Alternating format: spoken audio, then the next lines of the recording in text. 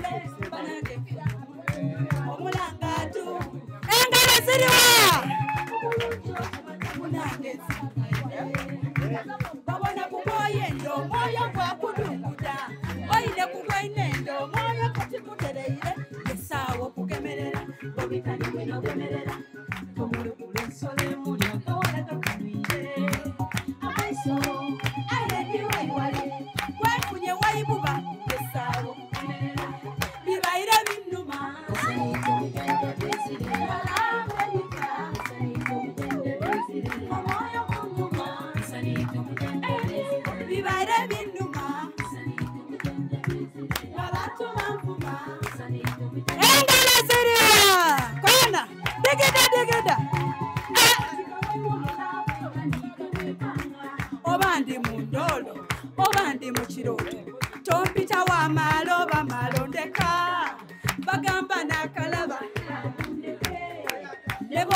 ozolega ekyana kirina omubiri ne bw'oba ng'ozalawo ekyana kyakula akanyama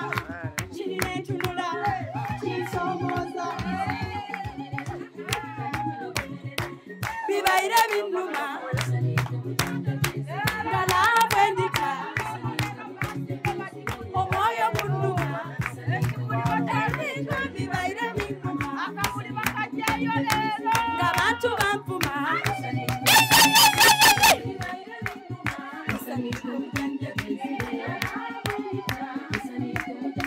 kyakyo nerongo kyakyo kyaku gona garden Millicent must shine akakukuba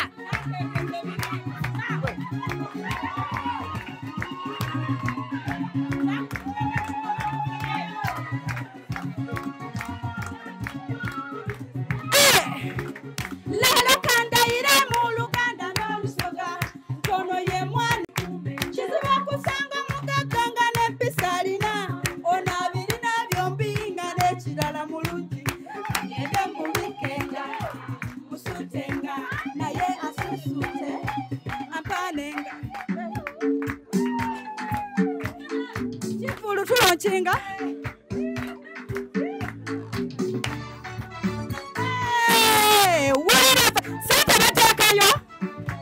sente bateekayo bagambe muteekeko ennamba za mobile money kembalabye wabula nkimaze kati ate ke mwannonze enyimba ekkulu nombase mukalire mbakuba omubali n'abakadde njabakoza ddwiro guno nno muliro mpa obugalo lekooti n'enkibuga abazadde abatuzaalira ekkula kuzaala kujagana walaala gwe kirumaffe omwana agenze olwo lw'empita olwezo lwanoga omwali ne kayayana okushifa nzize mmazeko omwongera batane kuyimba nakuba omuziki omuliro omubali gyanze ngoma y'ekigero njagala okulaba omugole raba bwanyumya omwana mulabe batula sente njagala okulaba sente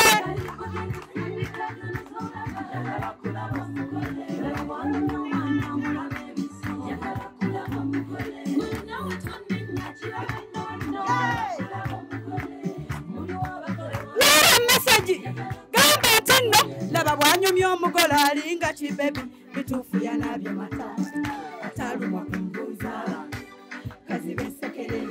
tomusembereza obuwero ozunga onotomera abaguli oba tijjatijje okola ng'eyiyo omuleka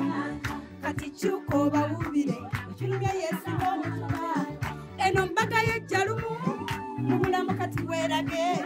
oba obalumya abalumwe ow'ennugu akimira wulira wano ko wakoze ne ku mmere nga n'ebyokunywa kiriya koona njagala okulaba omugole njagala okulaba omugole njagala okulaba omugole muliwo abagole wamma akalipaga n'ensindikagano z'olaba laba bwanyumya omwana amulaba ebiso wennawe tonninnya kiraba ennono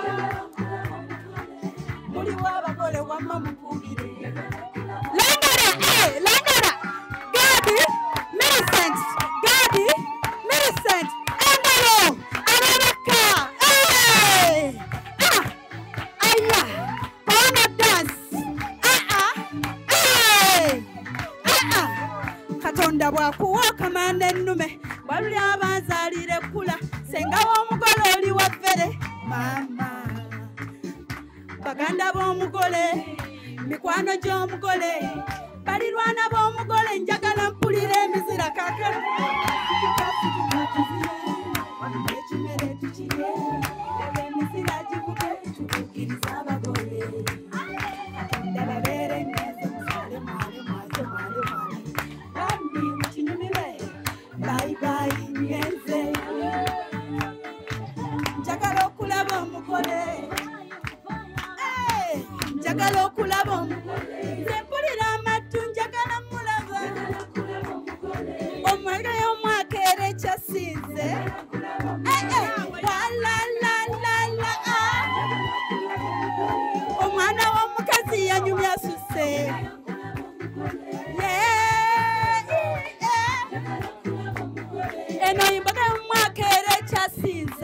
Remember, we keep watching Okay, thank you so much. DJEric.com. Tolongerayo lulala. Ago mmanyi bwenda bakusente.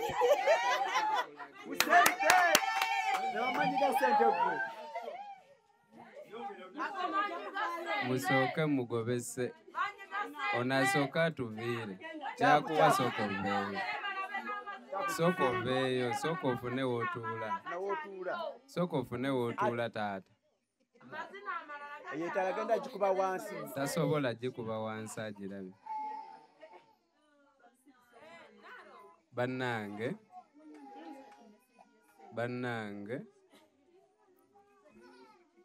abeeno kaseshoni kadde katya olaba waganye okuzina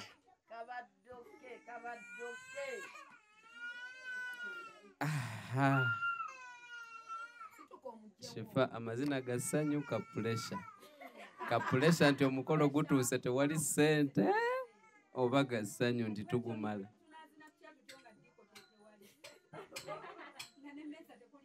amazina mwaganyidde mangu nga sinnagamba mugagga wa bano bo tebamanyi musaba kozi omugagga yawadde bano sente nyingi bamutaani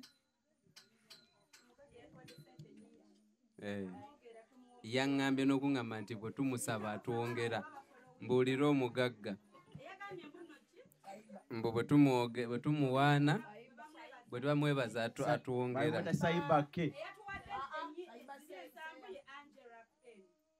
oyo Angela ye twasabidde saagala tuddemu tumuteeke ku puresha nze ze twasabye Angela nzimanyi Saibaseeke sokoleke nkunnyonnyole Saibaseeke simanyi live ebadde eraba bulungi ababadde bazina abo bonna babadde beebaza Saibaseeke owulira bonna bonabateeke naye nze notisinzeemu omuntu ogu abadde Shifa nga yeemalayo naye nga buli mutunuulira alaga diko tannaggwa okitegeera alimu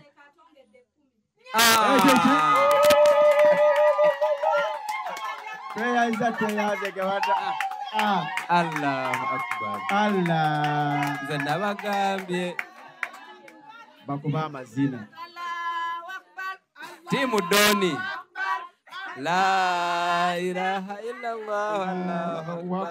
Allahu akbar walillahi alhamd Allahu akbar Allahu akbar la ilaha illallah Allahu akbar walillahi alhamd yes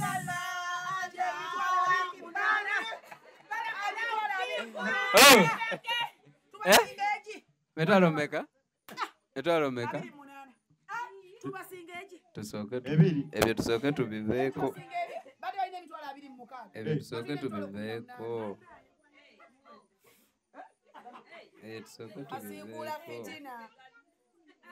njagala kulaba oba amafuta okola kiki abiri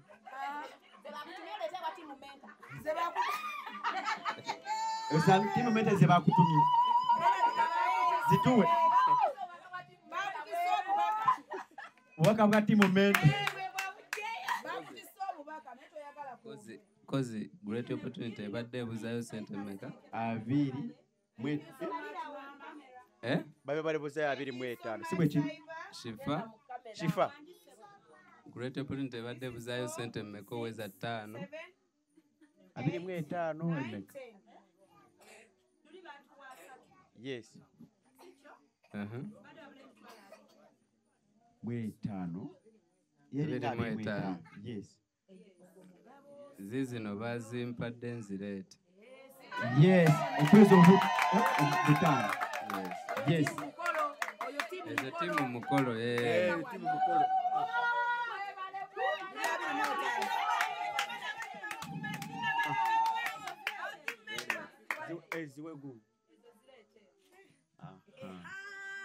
awo twogere ebisigadde.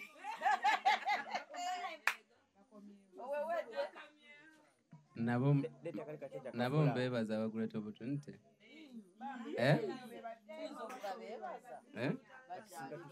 Abaguleta opportunity. Tweyanzege. Mwe musinzo tuwa sente naye nkyayina okutya waliyo Antifulo, waliyo Christine Nagawa,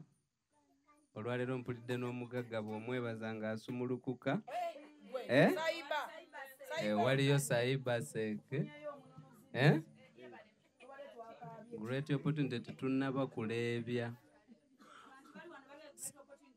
Sente ezo kyangu nnyo zigatta. Badde nsaba. Great opportunity.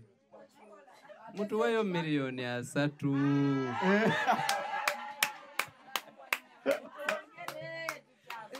Bagamba CEO nota. Ati ye miliyoni emwemu abantu 30. Osegedde ye miliyoni emwemu. Mami badde nsaba. Mutongere ku sente. Naye nga bagwete opportunity bo. Tetulina kye tuzaagaza siza investment just kulya mmere n'abantu b'eddundu. Osegeera. Just kye twagala tetwandyagadde kubaako atusinze kuleeta sente. So tusaba busabe mutongereyo miliyoni 3. Ani omulala tuwadde sajjubaza? Babadde bangi. So naye nga tweyanze nnyo tweyanzeege twatandika tusuubira miliyoni 2.5 ne twekaka ne tuweze 3. Bana byembakola byenkola abalala. Bwe kiri. Sirina busosoze. Omuntu omu ayinza obeereyo nga naye akasajja ako. Naye sirina busosoze n'abange bwe mbakola ki? Buli abadde ampa 5 nga mugamba twongereyo 10. Buli ampa 10 nga mugamba twongereyo 5. Kyonna kye kiri tufa kubeera nga tuweza ki? Sente. Oba ntegeerekeka. Ffe tukola charity oba buli myezi 3 tukola mu charity naye ku luno charity twamuggaddewo ne tugamba tusondere Garden Millicent ki? Oziwulira. Ate nga tebagenda na kubeerawo kuba tebaliiwo. Naye kati bwe nkutunulamu ne gaatuweeyo akabulayo tonyiiga nange abange mbabeera buki? Babeera bubi. Twagala sente. Ate omanyi ulenda Mama Suma nzijukira Sumaiya. Oyo yennyini. Sumaiya sente zaffe. Sumaiya nayo tulaba. Sumaiya sente zaffe. Tukubanja. Ibula kubanja. Keeki waliwo yatuwaddeko 5. Sokoleko kaaba. Waliwo yatuwadde 5 ku keeki. Ne tumusaba. Yagadde kudiko. Ne tumusaba atuongereyo kamu kitundu. Ate wa keeki yatuwaddeyo omugwalo. Kati wulira. Kati nga tunoonya obukadde bubi. Sumaiya. Mulanga gwaffe guwulire. Omwezi gwaggwako. Sumaiya yansuubiza okumpa sente ng'omwezi guweddeko. Naye waali ndowooza awulira.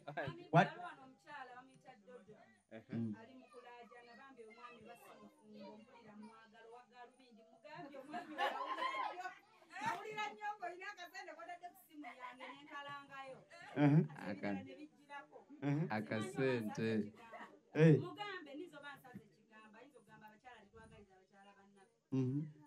Tusaba ku sente. Tumale omukolo gwa Garden Millicent. Omukolo gwa Garden Millicent bwe guggwa. Tutandika okwogera ku byange. Twogere ku byange. Nange nno bulijjo kyekyaŋŋaana okuwasa bwavu.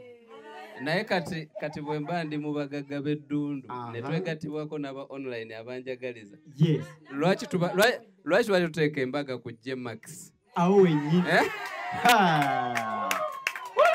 Engalo. Okitegeera?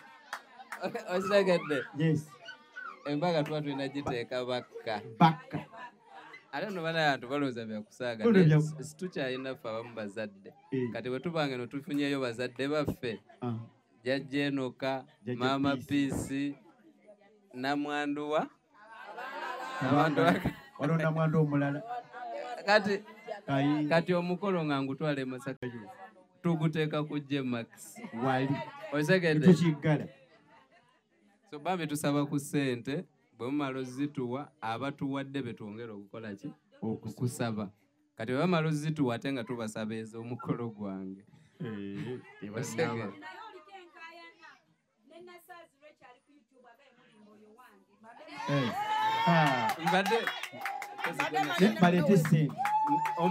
omanyi mbadde ntidde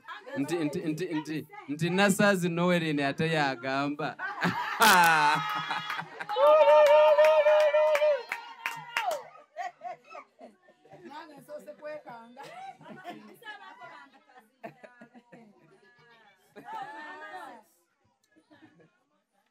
ku YouTube kuliko My Love Sandra asoose kwebaza n'agamba wanjise Milusenti abadde ali mu kwogera ne gaadi siwulidde atuwadde ssente bamuyitaani My Love Sandra atulabira ku YouTube omanyi twayize n'olusiraamu bale tumwebaze mu lusiraamu Allahu Akbar Allahu Akbar La ilaha illallah Allahu Akbar La ilaha illallah Allahu Akbar Allahu Akbar walillahil hamd. Kosi Sandra. Mulinde kagambye mbu si yeye. My love, it's from Cybersec Shifa. Cybersec? It's from Cybersec. Mulinde ana muleke namwe. Okakasa Cybersec. Bagambye. Yes, kubanga Cybersec. Madam Shifa mbu za Cybersec. Za Cybersec.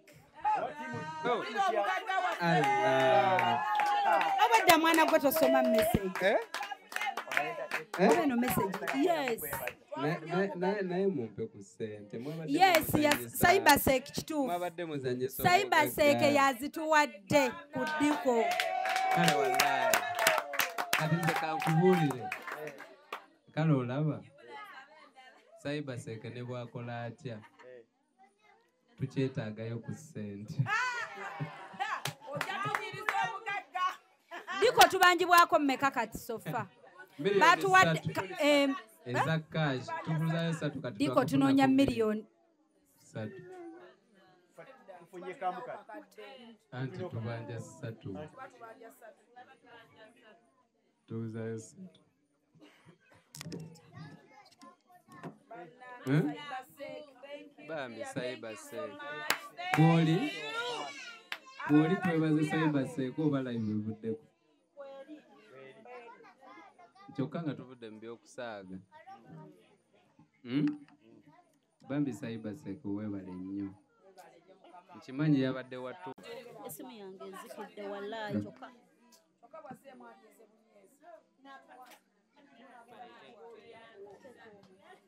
Cyber.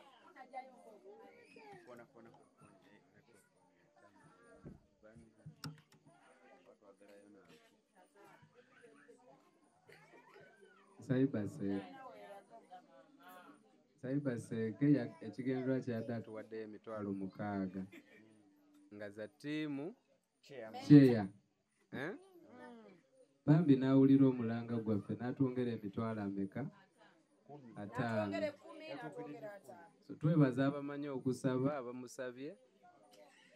n'abamuziniddemu. Nkakasa waliwo abamuziniddemu kubanga babadde bazinira ye n'asanyuka n'atwongera ki ssente. Tweyanza nnyo tweyanzeege. Tweyanza nnyo. Wabula Marvin omuzindaalo gw'ompulira nga guntamye.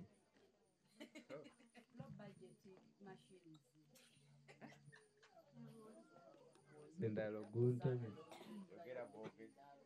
So cybersec tweyanzege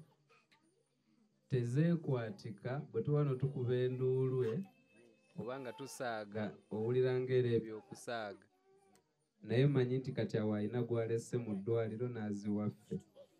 okitegeera alina muganda wanyiize nga zibadde zirina kugenda wuwe n'azituwa so tweyanza nnyo tweyanzeege sitera kwogera kigambo kino naye olwa cybersec kankyogere wojje mukama akuddizeewo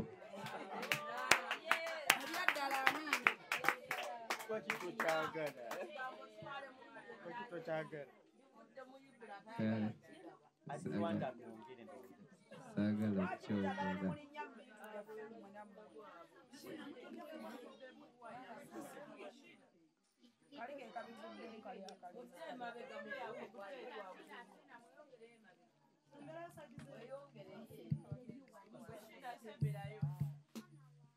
kozi twagala tunoonya emitwalo 6 ez'ekirabo bane tulinawo sente mmeka 5 tunoonya emitwalo 6 tunayogerako 5 obadde ki nze kanze naakugambeko emitwalo 5 naye netwetya sente zaffe bazibawadde bazitaddeko kifale tulinayo sente zetukubanja za tiimu doni shifa tetulinayo sente za tiimu doni zetubanja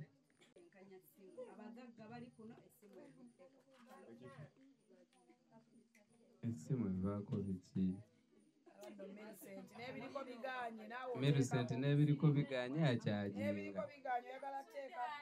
lwaki swite hatalina bugumiikiriza essimu ajagaza ki n'ezaffe twaziggyeko yange bwevaako kugiteekako olutalo ogiteekera okumala essaawa bana swite hati mumuwulira yogera obuzibu bw'essimu yo essimu yange bwegwako omuliro emala essaawa 3 okugendako naye mutuwe ku muzindaalo oguli eyo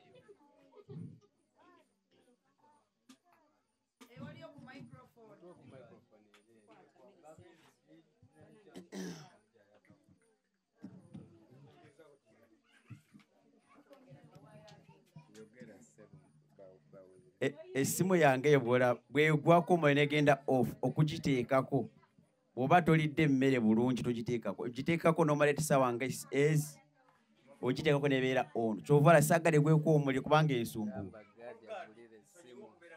ani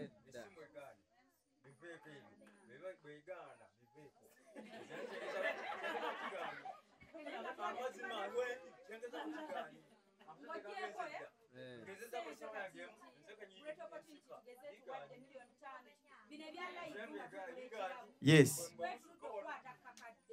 bwekiri waneeno bwekiri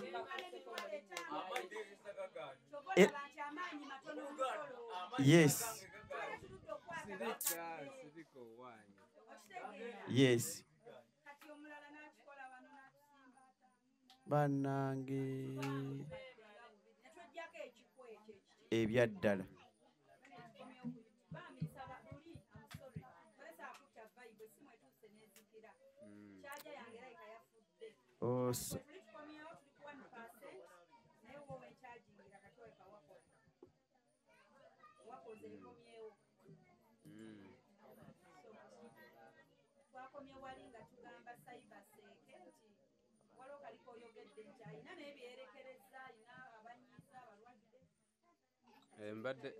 mbadde mugamba mbadde ngamba cybersec nti nina ekigambo kye saagala kukozesa omanyi lwaki sikikozesa obadde ongamba nti lwaki sikyagala mbadde mugamba nti wajje mukama amuddizeewo kati omanyi lwaki saagala kikozesa omuntu akukubira n'akusabayo ebiri n'ogimuwa n'amala n'agamba wojje n'osirika ne weebuza ekibuuzo lwaki ye teyasoose gamba mukama n'asooka n'amuwa awani Lwa- yakusaba ye kennyini lwaki asooka kuddiza nze nga ye yasinga okwetaaga anti alina obuyambi yayongerwako so naye kinsuseeko nange neŋŋaa naye sayiba omanyi ojje mukama akuddizeewo byaddala kubanga woya Okitegeera. kubanga omutima gw'alina mulungi omanyi omuntu ali emotional naye ng'ali emotional mu birungi ng'alina obusungu obulungi omanyi ebyo babikola lwa busungu oli n'anyiiga n'abawa 5 nga yabadde wabbawa 6,000 naye nga menta yabadde atidde omwebaza naye menta wabaaki lwaki tonyiiza bantu nyiiza ku sayiba addemu atwongera emitwalo emirala 5 naye addemu anyiiga oyo jangu onyiige emmenda nyiiga naye nga sayiba thank you so much fe kyekituleeta wano abantu bayinza owulira nga tukijanjawaza ne bagaye nga bakiruddeko nnyo tetulinayo puroguramu ndala okitegeera puroguramu gye tulina wano yakunoonya ssente then ate sente bwe tuzifuna tutegekera abantu b'eddundu balye emmere bazine batule mu VIP gada yambale empeta okitegedde tunyumirwe nabo so omukolo guno tuli mu gutegekera God Millicent n'abantu baawa b'eddundu tetuli mu kusanyusa abalala kubanga ebyaddala abeekabale twamala obbasanyusa kati wano guno omukolo tuli mu kusanyusa abantu ba wano abayaniriza God and Millicent mu kitundu kino okitegeera so twebaza nnyo buli muntu atwegattako ku koozi eno banaye mutusonyiwe mulaba nga tulemera ku sayiba tumwebaza waliwo gwe nawulidde nasinze nno okwata lya eni oba yaani naye nga ye eni okitegeera si yatuwadde ensanvu oyo eni maanyi olaba situdde kifa mu nte Kampala Polytechnic Mengo eyita abantu bonna abagala okusoma course ku ddala lya National Certificate, National Diploma ne Higher Diploma nti okwewandiisa kugenda mu maaso mu courses nga Civil, Electrical, Mechanical ne Water Engineering, Architecture, Electrical Installation, Auto Mechanics, Plumbing ne ICT, Catering, Refrigeration, Cosmetology, Hairdressing, Fashion ne Design nti eri abamaze Senior 6 nga baagala Diploma, abamaze Senior 4 ne Primary 7 nga baagala Certificate mutukyalire leero ku Kabaka Njagala Road okuliraana olubiri lwa Kabaka kumpi ne Olcom Petrol Station oba tukubire ku 0-4-2-27-7-3 Kampala Polytechnic Mengo, beyond limits. aba New African Canadian Foundation balese omusomo mukwano bwe batyo balese omusomo ogugendo tuyigiriza kubatya engeri gye tuyinza olabirira abakadde gye tuyinza olabirira abalwadde abakawuka ka mukenenya balese omusomo guno gendo okuyigiriza ebintu bingi nnyo mukwano era nga omusomo ogwo gubeerawo buli December ne June era nga ogwa December bo baamala dda twabafuna dda like we are closed for December naye nga abandyagadde okubeera naffe e Canada mu June ennaku z'omwezi nga 28 mpaka nga 3 tulina okutandika kati that is 2025 mbagambye June 28th up to 30th 2025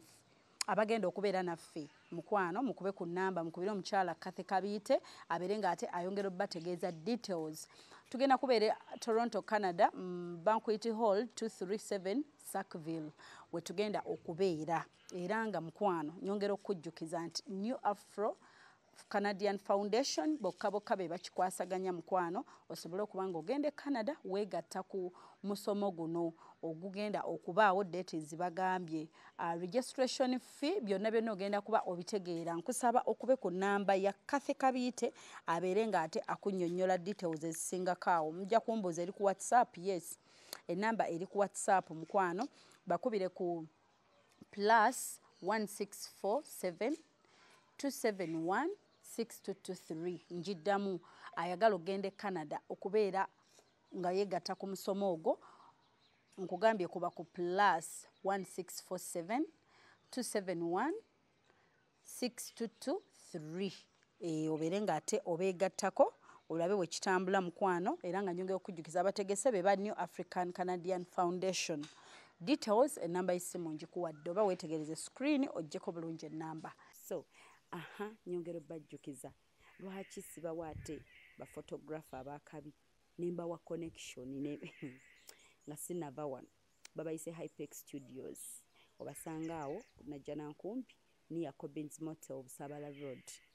ye enamba zaabwe ez'essimu basange ku +256 754 19 24 34 oba basange ku +256 789 34 38 02 for editing video editing and shooting covering all functions like wedding, birthday parties, introduction, corporate parties, etc. meeting, conferences zonna bazikola nobo ina gwenga just ina meeting zo zokola nengo yagala zibere covered bobo ina housewarming oyingira nyumba yo byonna babikolako mikwano bekwate babayise Hypex Studio bazada ino yimba ku mukolo azimbyewa baba yiye ayendala yiye ulira tewategedde Zendex kyayina kola agenda bikyusa Zendex ayina bikyusa tagenda kwogera ku gwe bayita uliriza agenda tandika hope yaleta ekintu okategedde agenda tandika hope yaleta ekintu Zendex ekintu yakikuba ddundu ekintu yakikuba ddundu ddundu ab'eddundu mwekobereko mu bugalo mubadde ki ebintu bigenda kunyuma mmwe mubadde ki mmwe tugenda mutwala mu studio tugenda mutwala mu studio ateekemu ebigambo ebyo agende mu studio ateekemu ebigambo ebyo bawedde hope yaleeta ekintu Zendex ekintu nakikuba eddundu yes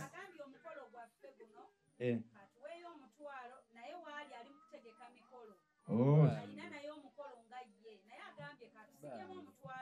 wow tweyanze ge thank you so much Nola tuyite ku mukolo tuyite ku mukolo bayinza Nola tatulyako mmere nekirala nkuba bifaananyi shifa Nola mugaye nkolera ne Hypex amaanyi ago ge balaba nkozesa obusente mbujja mu bifaananyi katasobola kuba na mukolo ate nandeka ebbali Nola tuwe ku mukolo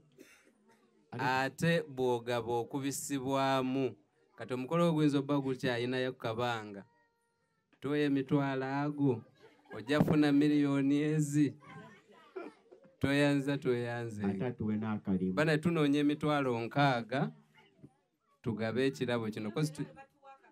tulinawo mmeka tulinawo 5 mwena tulinawo emitwalo 5 mwena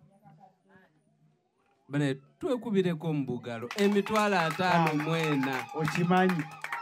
eza kiri muttu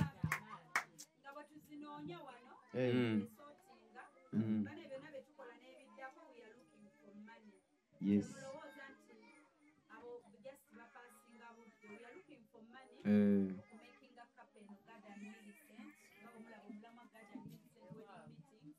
must shine yes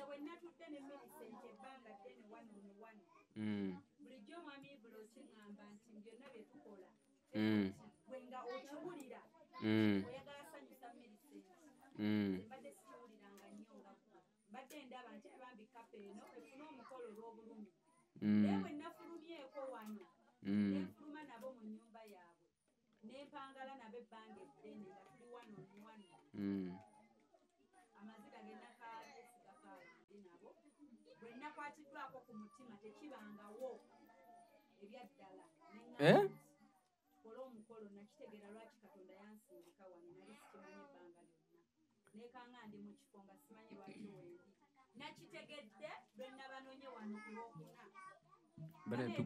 tukubire hope engalo ez'amaanyi nze nkimanyi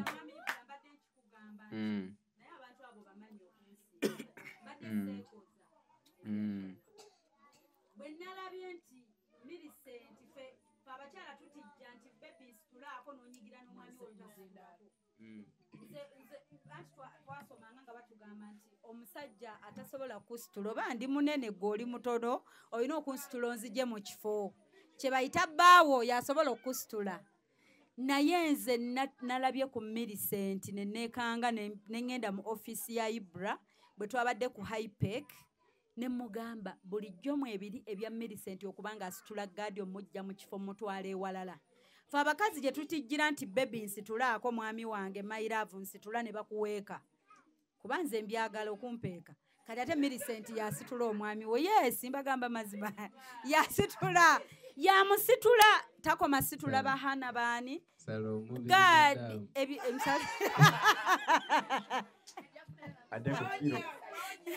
mukwano bajja kusitulirayo nga bwendi kyogamba noli nti bamusitula tuveeyo eyo tudde nnyo okuba nonze musooke mundeke naye wallahi nakirabyeko nembaviira tebategedde lwaki nabaviiridde nengenda nentula mu ofiisi y'omwami oyo nemugamba bino nabyo bulijjo mu ebiri naŋŋamba tokimanyi naŋŋamba kati gwe kikyobamanyiko nemugamba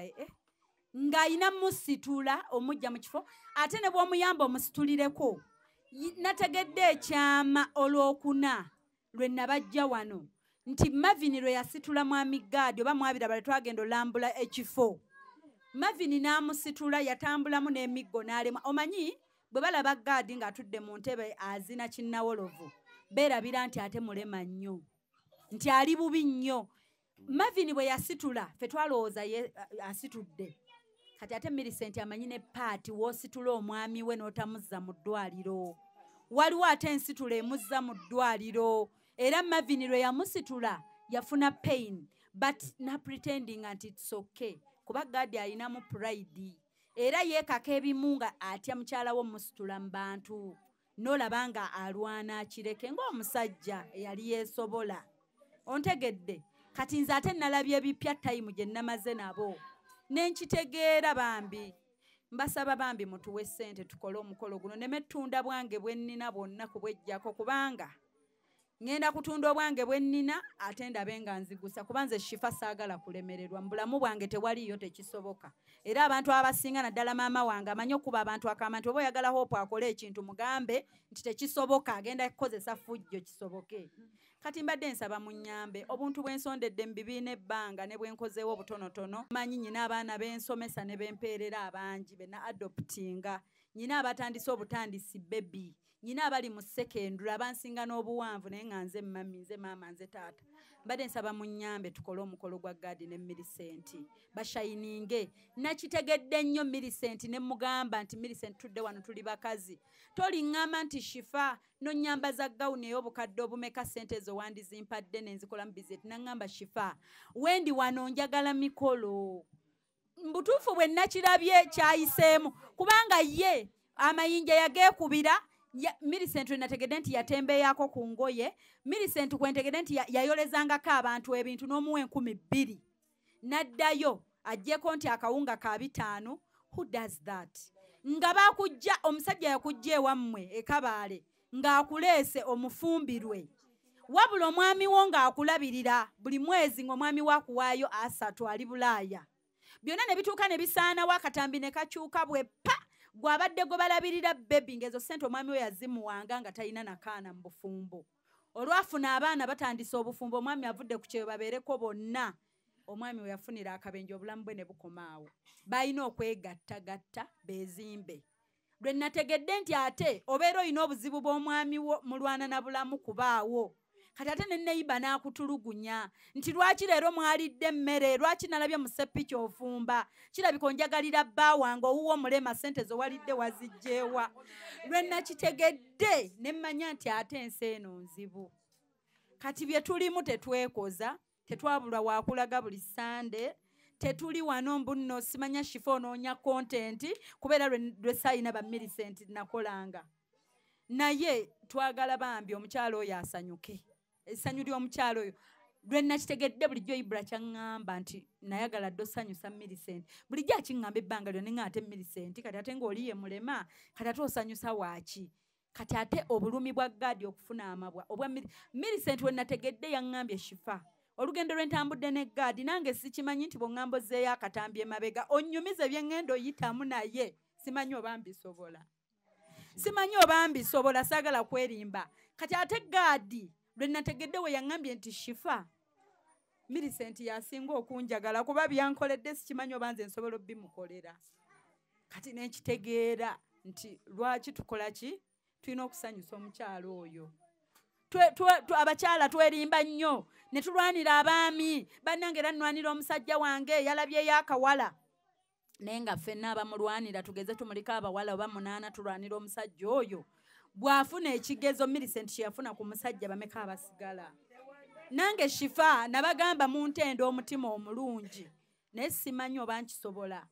Millicent namubuuza ekibuuzo bwe tuba tuzaayo akatambi emabega olina bye wejjusa kuba nkimanyi gaadi lwe yakunona ewammwe walinawo abalala abakwogereza abakyala bw'okeera n'ogamba ŋŋenda beera ne musajja gwe ŋŋenda naye ddewo BCD naye n'ogamba mulabyemu entegeera n'enkwatagana ne mugamba Millicent olina abasajja bwe baleka emabega bwe wejjusa n'ogasinga nagenda ne Tomu sandisanze nnaku gye nsanze wa gaadi naŋŋamba shifa sikyejjusa sikizza mabega ne kati nkyayagala gaadi n'okusingawo naluli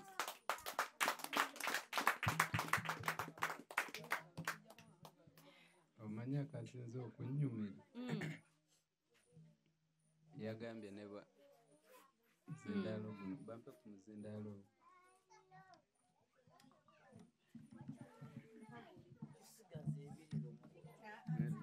guno gwe gwogera yagambye mbu ne bwalaba nze nga ndi ne gaadi always yaba mweraliikirivu nnyinza omusuula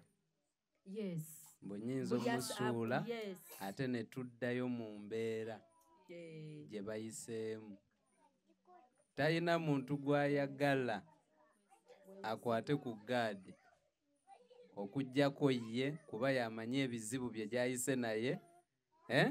kwegamba bw'abyogedde by the way kindeesera eti mbadde ndi mu kulaba sitoole yaabwe naye nsirikiriddewo nti neŋŋamba nnyinza okufuna omuntu anfaako ng'afa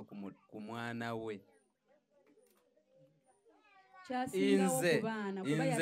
kyaliiwe nfanfe ng'agamba ne bw'alaba nze nga mukutte abeera ku puresha taamusuule bw'anaamukwata ewabi nasirize bwe neŋŋane bannange n'agamba asobola obba nga agenda ggwa ng'oba mwe aba yamulabye dda kubanga nga bonalaba omwana wo ng'ayiga okwavula n'omubeerako ng'amaaso gyegali nti omwana oyo naayinza oggwa ekigo ng'oli mu kubikola omusajja ow'emyaka 4 ng'oli gwe mu 2 tasobola kubeera bw'atyo ng'amwegendereza bw'atyo omuntu otuuka n'okoowa ne waali wano tannakoowa lugendo kaakati lumu nali ntambula nga nva kukola exercise nga nina mukwano gwange bamuyita Amos nitutambulamu nintuuka wano ng'ali kumpi wano nga ndi nga tutuusa nengwa ekigo kaakati kati oli n'abuuza kati gwe Millicent tutuusa etya wano nga nze ali naye nga sinamugjawo wansi yamanya assignment ate nga assignment yajeewa n'agyesayiningako ng'omuntu si byangu nga bwe babirowooza bwe tubanga tweyita abalungi mu nsi abantu abalungi gye bali oyinza okuba nti nange nabasisinkana kumanya nti bwe mba neeyita omulungi Katonda akulaga nti ate waliyo kuba nze obasisinkana nkitwalanga kyamagero saakirootako saakimanya era nawulira ng'olwannyinnyonnyola ne neebanja ku mutima kati ate ekirala ekyanyumidde mu sitoole ye maama Jona buli muntu nandimusabidde n'afuna ku maama Jona mu bulamu bwe maama Jona baasulanga naye mu kikomera naye nga maama Jona naye mupangisa naye nga yeeyisanga Land Road maama Jona nga bayina embwa nga bayina Zita nga yayino ziyolera wezayonoonye Wezonoonye. maama Jona nga amuvuma bwe yalaba tekibamala nga bamaze okubanga waliwo ababalabirira ababawa ekyokulya naki ate natandika muwalana bubi nnyo nti amuwalana alabika amwagalira bbaawo ate yo nayo nefuuka mpalana owuliriza gyalinga 5,000 nensangawo omukyala afaanana maama Jona. Allah nasanga omukyala afaanana maama Jona ng'oyanika engoye n'azisala n'osanga olugoye nga yalusazeesaze nga mupangisa n'ogamba landiroodi n'agamba oyo omukazi awo kyova olaba waalema okubeerawo abantu ewantu yaweefuga naye nga landiroodi yakugamba kumupangisa naye obuzibu bw'ate ye bwali ki omukyala oli yali malaaya kati bwe nali nzija nga ndaba ennyumba nansanyukira nnyo amanyi nzize ng'omuvubuka omu kati bwe nali nzira nenzija n'omukyala empalana we yatandikira okitegedde naye nze nina empisa nze ndi muzibu nagamba wano sigenda kuvaawo paka nga ntuuse ku kye nali njagala ggula ttaka eri e Katende nga ngenda beera wano bw'aba mupangisa ndi mupangisa ngenda beera wampise buli kyayagala mbeerewo era yakuŋŋaanyanga kasasiro n'omusanga ku mulyango ne muyoola ne mutwala gy'alina okubeera oyo omukyala n'atumbula ebidongo ndi musiraamu bakatuliki n'afumba embizzi ennyumba teyatuuka kati bwe nawulidde sitoola ey'ono ne maama Jona nasirise nga ate Millicent yali asaana kusanga mukyalo oli maama oba ye maama Taishi Allah ayongere nedda mu mbeera embi nze eryo lyettima ndowooza lyennina ebiseera ebisinga bw'oyita mu bintu ebizibu oguma ate omanyira buli kika kya muntu fe abamu batusanga nga balaba tuli bakkakkamu ne balowooza nti tetusanze bizibu okitegedde naye ng'abantu abo nafulumanga ne ŋŋenda ne tugenda gye tugenze we twali tusula waaliwo akageeti n'atusibira ebweru tuli bapangisa naye muki ojjukira we yagambidde nti nno nti baali bajja kugaana okuyingira nti maama Jona yali asobola okugaana okuyingira era Millicent yaŋŋambye nti surprise mbagireeta nga basula wali maama Jona yandingobedde ku mulyango kati nze ekyo Millicent yateebereza kiteebereza naye mupangisa fe twatambulanga ne mugamba tulina gye tugenze oba tuva waka mu kyalo mugenda okudda ng'omukyala yabasibiddeyo ne mumala ku mulyango essaawa 2 ne mugenda ne munoonya landiroodi ne mumwegayirira landiroodi n'ajja n'alema n'omukyala ne bbawa landiroodi n'alyoka ajja oli aba landiroodi ne landiroodi yennyini n'ajja ne balyoka bakonkona omukyala n'alyoka aggulawo naye nga ffenna tusasula ssente ng'alina oba abaana 3 naye nga bwe bagenda mu toilet tebaligiyonja bagyonoone gwe ng'oliwo kubanga bonaga nti obeera ne mukulu wo nga gwayonja gwakola buli kimu kati olumu tubeera ewantu nga naawe ekikututtewo nnaku okitegeera kaakati ate n'osanga abakulaga nti ate ennaku yo gyozze nayo ntono temala okitegeera kati Millicent yalina ebizibu bye nga ffe abamulaba n'okaaba tukaaba tugaba omwana w'abandi ono yagwa ku kizibu naye ng'ate ayina maama Jona okategedde eyo nno y'ensonga wuliriza eyo y'ensonga lwaki tuvayo ne tubagamba nti naffe we tulituuka okukola emikolo twandyagadde tugikola eddundu abantu ne balowooza nti tusaaga si kyangu kusanga banneyiba ate bakwagala Katonda yakunaazaako ennaku ya maama Jona. Okitegedde? Maama Jona yakugobanga muzigo ng'ogenda kujja wuwo oba ruumu yeemu naye nga bakwanirize. Okusanga banneyiba ng'ogenda kutuula babeere naawe paka ssaawa 4 ez'ekiro. Kwaffe wano tumala meeting ne tubasiibula nga temwagala vaawo. Oli ayinza olowooza kyakusaaga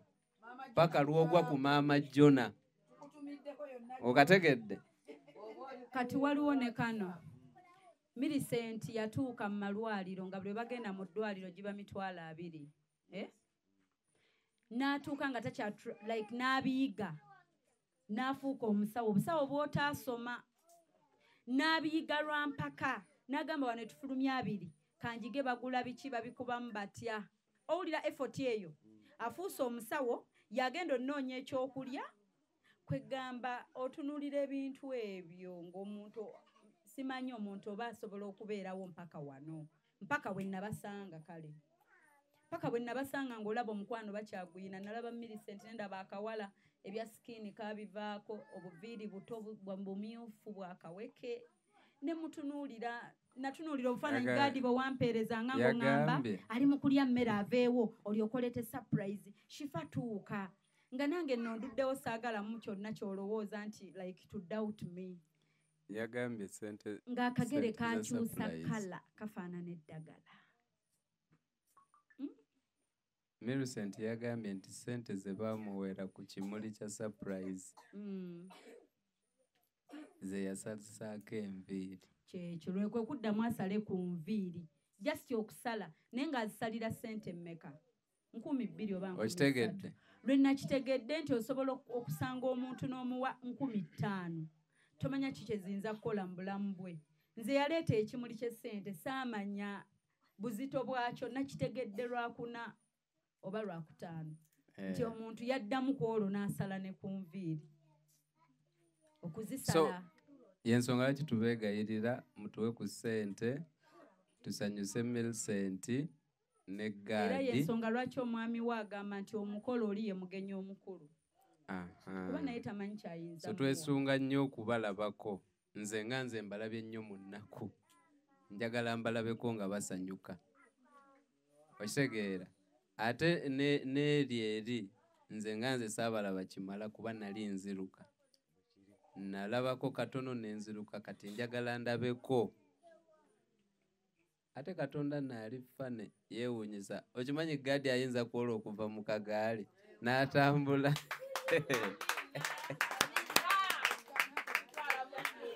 eryo essanyu essanyu lisobola omusitula n'atambula nange okukkiriza okwo nkuyigira ku ye okitegeera Millicent yagambye from day one abantu bagamba omuntu wa spine tawona ne from day one akimanyi nti baawa ajja kuddamu atambule okimanyi nti yeyo treatment esooka eri omuntu g'ojjanjaba bwe bw'obujjanjabi obusookera ddala gw'abajjanjaba omuntu buli wolaga omuntu nti oli bulungi mukwano wadde omuntu ali bubi omutima gwe abamu obulwadde bututta lwa mutima kufa tusooka kufa ne tugwamu essuubi mukazi ki amala okulaba nti osaavinze bbaawo olabiridde abaana n'omala n'onoonya wookaabirako n'ogenda mu ttooyi oba mu kiyigo oba mu lusuku n'okaabira eyo nze nga ngenda kujja wano bansibira mu nnyumba ennaku ezi oyo bawa mama Jona yankasuka ebintu byonna nensibako ennyumba nembeera mu nnyumba ennaku ezi nze nga ndi nga bwondaba kati nga sobola okukola exercise sobola fulu nga njagala balabeko abalabe bange mbaagala nnyo bamuweereza dda kaadi y'omukolo ajje ku mutima gwe awone omutima omubi kubanga abantu bali delicate already omusajja like a vegetable ali awo gwera n'oyongera obulumi ku bulumi okitegeera nenze oyo simunyiigira ebiseera ebisinga abo mu nsi be batuleetera blessings kubanga aba alwanagana ne Katonda era nze nagamba oyo alwana ne Katonda okubonako wawona eri mu sino traka n'osigala nga wooli nga nammwe mwennyini temumanyi nti leero bukya buzibye bukedde kati abo abantu ebiseera ebisinga abatulwanisa batongera blessings in life Katonda ng'amulaga nti omuntu ono mujje mu lugendo gye mujje simukomya wano yabafubutula ku muzigo mwayingira wammwe mu kaseera we mwali temukisuubirira tokola toyingiza omukazi wuuyo atunuulira 200 leero obutembe inaga akantembeye ku ngoye olwo ibula ayitiddeyo abawadde ku ssente n'asuubula ku bugoye naga akati kanshopinga akawunga naye ng'ava ekyengero olwo sisita waayina gy'asomesa ekiyaŋŋaanyo kyogera naye amazima gaba mazima sisita waayina essomero kwasomesa sisita atetenkanye ku kawunga k'essomero kankozese n'olulimi luno abantu bakifune amazima gaakyo kitegeeza nti nze nnyina wenkola nzibye ku kawunga because bayi tebakakuwadde okulaba nga sisita we n'omwami we basavaivinga n'abaana nobba kawunga k'essomero naye bantu bameka abayiwa n'ennyama nga ye tayagala girya like agikooye naye ng'omuntu ye ekijanjaalo bw'otebeeza transport amujja ekyengera ano n'akawunga wano ewakiso ewali essomero sisita we amubbireyo ku kawunga k'essomero nga bakukuta kitegeeza sisita we agenda kufuna ddabo afuna ogusooka n'ayiya n'afuna akalala akamusenereko akuba olugendo addeyo asanga omulwadde we ndeka bino ebyokulwaza ng'ogamba nja kuteekako maidi alabirire oba ani atooleze mutegeera obulamu obwo because olumu abantu babimbuuza wano nennemwa bwe mbinyumya omuntu n'agamba ozungireyo buli sande emirimu wagifiisa wagiyimiriza kubanga oba olabanga gwe reason okuleeta ku simayiro eri omuntu omulala omuntu n'alowooza nti kuba nnyina n'abankubira essimu ng'oli alinga aduula nga bw'oyamba abo nange omusajja yansuula mu nnyo omuddamu noyagala omugambe nti olumu nze ejjako nabo nembawa nga sisigazza nga simanyi bwe nnaaba okitegeera naye sitole yaabwe empanvu bwe nafunye chansi okuba bwe nagenda nabo nembalimba mbu nnyina gye baatuyise ku pate tewaliyo pate yaliyo naye kugetinga cross gadi afulumeko ewaka balabeko ku nsi endala so nebaza mwami ibula okunsapootinga mu lugendo olwo bwe namuwa ekirowoozo n'akyaniriza sandi kisobodde nzekka emunyonyo we twalidde ddina namulabye ng'asipendinga emmere just tutudde abantu 6 emitwalo 5 6 just miru emu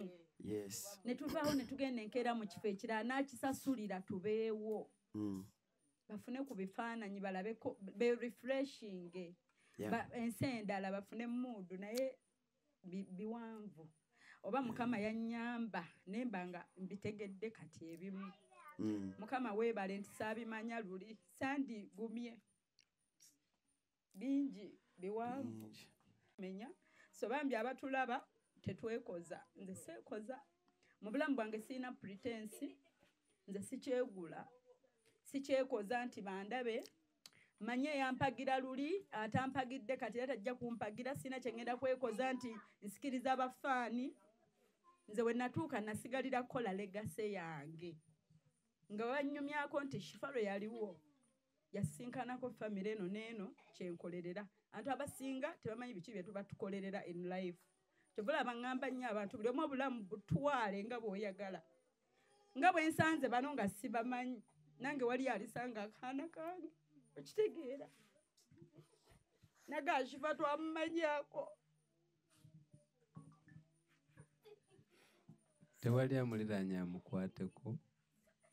mwanyambye ennyo nembimanya kati nga tugenda mu mikolo gigenda kuggwa akatono gadi ko waŋŋambako ku ssimu weebazi yandinnemye